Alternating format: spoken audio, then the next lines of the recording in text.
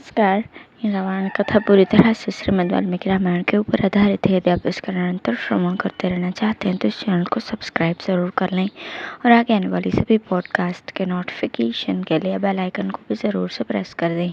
अब हम सुनेंगे 51वां सर्ग, जटायु तथा रावण का घोर युद्ध। रावण के द्वारा जटायु का वध। जटायु के ऐसा कहने पर असुरराज रावण क्रोध से आंखें लाल की अमर्ष में भरकर उन पक्षीराज की ओर दौड़ा।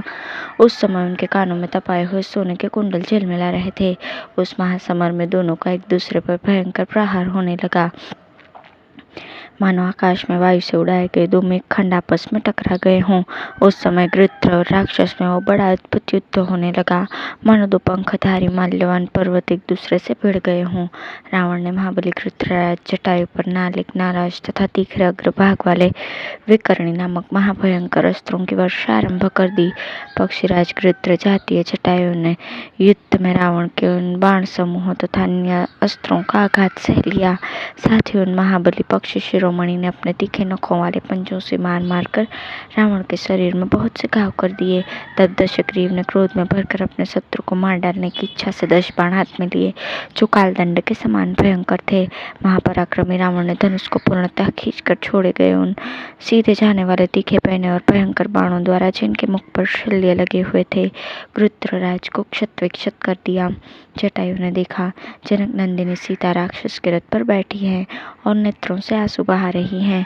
उन्हें देखकर गृध्रराज अपने शरीर में लगते हुए उन बाणों की परवाह न करके सहसा उस राक्षस पर टूट पड़े। महातेजस्वी पक्षीराज जटायु ने मोती मणियों से विभूषित बाण सहित रावण के धनुष को अपने दोनों पैरों से मारकर तोड़ दिया। फिर तो रावण क्रोध से भर गया और दूसरा धनुष हाथ में लेकर उसने सैकड़ों हजारों बाणों की जड़ी लगा दी। उस समय उस युद्ध स्थल में गृध्रराज के चारों ओर बाणों का जाल सा तन गया। वे उस समय घोंसले में बैठे हुए पक्षी के समान प्रतीत होने लगे।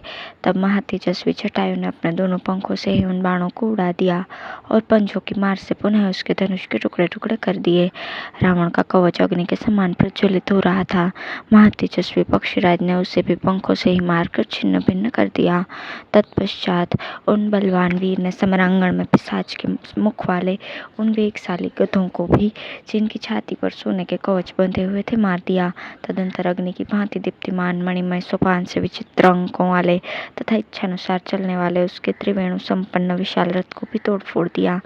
इसके पश्चात पूर्ण चंद्रमा की भांति सुशोभित छत्र और चंवर को भी उन्हें धारण करने वाले राक्षसों के साथ ही वेगपूर्वक मार गिराया। फिर उन महाबलशाली तेजस्वी पक्षीराज ने बड़े वेग से चोंच मारकर रावण के सारथी का विशाल मस्तक भी धड़ से अलग कर दिया। इस प्रकार जब धनुष टूटा और रथ चौपट हुआ, घोड़े मारे गए और सारथी भी काल के गाल में चला गया, तब रावण सीता को गोद में लिए लिए पृथ्वी पर गिर पड़ा। रथ टूट जाने से रावण को धरती पर पड़ा देख सब प्राणी साधु साधु कहकर गृध्रराज की प्रशंसा करने लगे। वृद्धावस्था के कारण पक्षीराज को थका हुआ देखकर रावण को बड़ा हर्ष हुआ और वो मैथिली को लिए हुए फिर आकाश में उड़ चला। जनक किशोरी को गोद में लेकर जब रावण प्रसन्नता पूर्वक जाने लगा, उस समय उसके अन्य सब साधन तो नष्ट हो गए, किंतु एक तलवार उसके पास रह गई थी। उसे जाते देख महातेजस्वी गृध्रराज जटायु उड़कर रावण की ओर दौड़े और उसे रोक पर इस प्रकार बोले, मंदबुद्धि रावण, जिनके बाणों का स्पर्श वज्र के समान है, उन श्री राम की धर्म पत्नी सीता को तुम अवश्य राक्षसों के वध के लिए ही ले जा रहे हो। जैसे प्यासा मनुष्य जल पी रहा हो, उसी प्रकार तुम मित्र, बंधु बांधव, मंत्री, सेना तथा परिवार सहित ये विषपान कर रहे हो। अपने कर्मों का परिणाम न जानने वाले अज्ञानी जन जैसे शीघ्र ही नष्ट हो जाते हैं, उसी प्रकार तुम भी विनाश के गर्त में गिरोगे। तुम कालपाश में बंध गए हो, कहाँ जाकर उससे छुटकारा पाओगे। जैसे जल में उत्पन्न होने वाला मत्स्य मांस युक्त बंशी को अपने वध के लिए ही निगल जाता है, उसी प्रकार तुम भी अपने मौत के लिए ही सीता का अपहरण करते हो। रावण का कुछ कुलभूषण श्री राम और लक्ष्मण दोनों भाई दुर्धर्ष वीर हैं।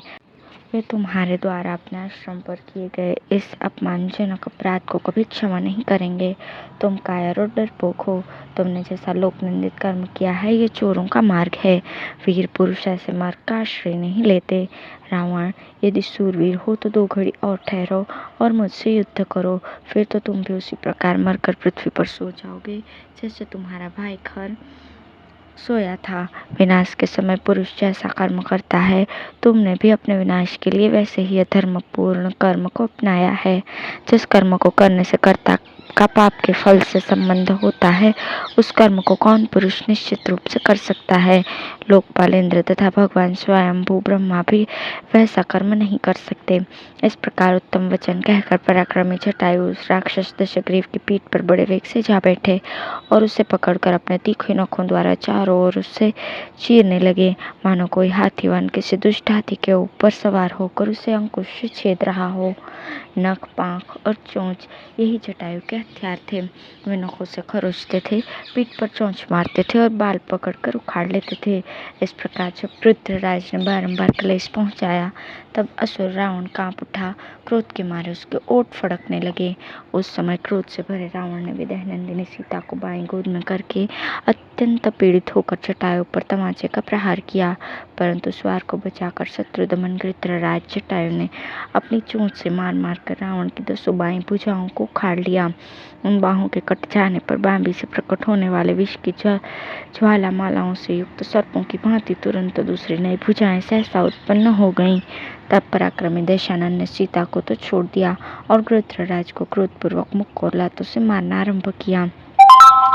उस समय उन दोनों अनुपम पराक्रमी वीर असुरराज रावण और पक्षराज जटायु में 2 घड़ी तक घोर संग्राम होता रहा। तदंतर रावण ने तलवार निकाली और श्री रामचंद्र जी के लिए पराक्रम करने वाले जटायु के दोनों पंख, पैर तथा पार्श्व भाग काट दिए। भयंकर कर्म करने वाले उस राक्षस के द्वारा सहसा पंख काट लिए जाने पर महागृत्र जटायु पृथ्वी पर गिर पड़े। अब वे थोड़ी देर के मेहमान थे।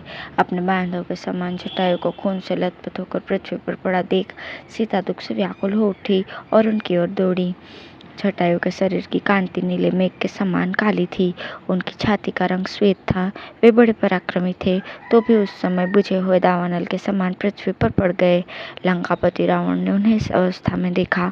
तदंतर रावण के वेग से रौंदे जाकर धराशायी हुए जटायु को पकड़कर चंद्रमुखी जनक नंदिनी सीता पुनः उस समय वहां रोने लगी। इस प्रकार श्री वाल्मीकि निर्मित रामायण आदि काव्य करण्य कांड में 51वां सर्ग पूर्ण हुआ। धन्यवाद।